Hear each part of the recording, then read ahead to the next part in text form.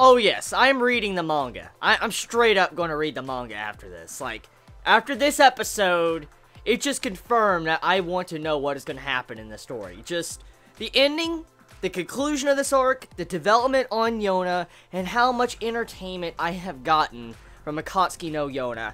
This episode, hands down, makes me want to read the manga. I've been saying it a couple times, but after this episode, it's official. Once the anime ends, I am going to go read the manga, because I've enjoyed this arc. Out of all the arcs, this is one of my favorite arcs. It straight up is one of my favorite arcs because of the development on Yona.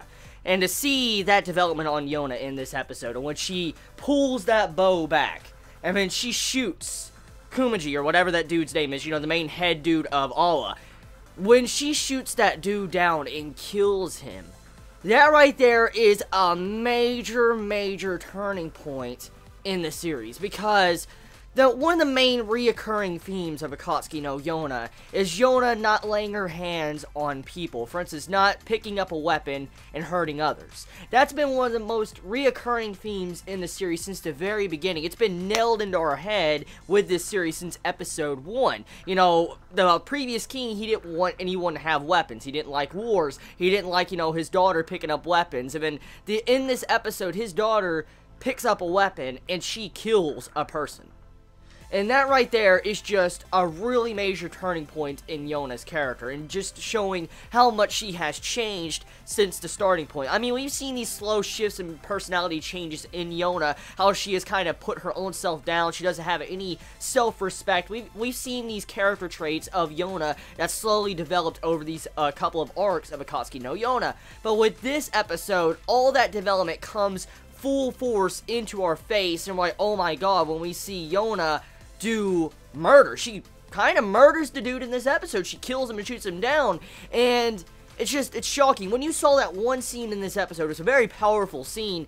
When you see how Yona's just staring at this dude, and you just see her hair moving in the wind, her eyes are giving off this bloodlust, she's looking at this dude, and then she shoots him down, and then the entire screen goes silent. Like, you hear no audio. You just see black and white color art style. It looked really beautiful. It did, and it was a great way to help the atmosphere of that scene, just showcasing how Yona has developed as a character. That scene alone, one of the best moments of Akatsuki no Yona. It was one of the best moments. Just to see Yona with her face like that, when she was all beaten up, and she's still, you see these like bloodlust eyes in her where she's gonna take this dude down.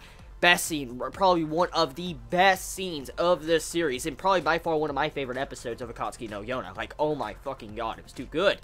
Okay, here's the thing. The episode, man, it concludes the Green Dragon's arc. That's what this episode does. It kind of concludes the arc, and it sets up a new plot point at the end of the episode. Suwon. At the end of the episode, he appears. I did not expect that at all. Like, out of all the things I expected, I did not expect Suwon to just appear out of nowhere in this town, right at the end, bump into Yona, and when they meet each other, episode ends. Like, oh, that music, the way the music was used at the end of this episode, especially when you see Yona and Suwon, you know, just head on and collision each other, and when they start looking at each other, and you hear that music playing as they're looking at each other. Akiko, I love her songs so freaking much. And that song just suits so much with the Akatsuki no Yona. It really does. I need the soundtrack of this series. So, yeah, the episode, very emotional. It is amazing and stunning because of the development we see once again on Yona. We get some comedy in some parts of this episode, along with getting to see some very serious moments that just go to play a major part in the main course of the series. And so, yeah, what is not to love about this episode of Akatsuki no Yona?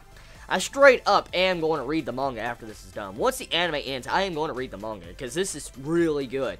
Like, I really hope that the translators start picking up this series and start translating it fast, because I've had a lot of fun watching this series, and I really hope the manga is getting translated too, because I have no idea how the manga is at the moment. I just hope it is getting translated.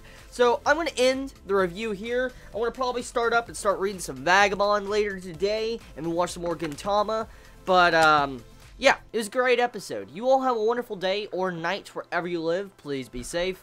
Chibi out.